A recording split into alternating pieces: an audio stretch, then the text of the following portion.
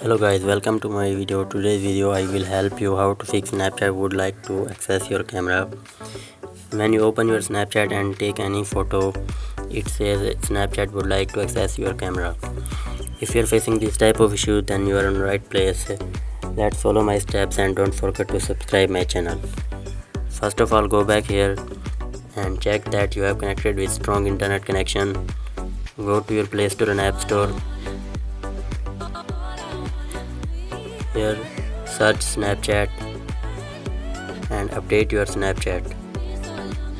After updating Snapchat, go back here and go to your device settings. Scroll down, click on more connections and disconnect VPN if you have connected with VPN.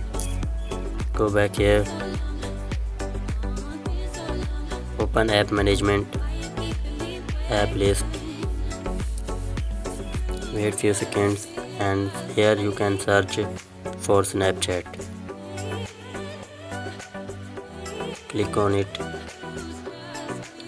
click on permissions, scroll down and allow the camera access and photos and videos access. Allow while using an app, photos and videos allow. After doing these steps, I hope your problem will be fixed. Hope you like the video. Do subscribe my channel. Thanks for watching.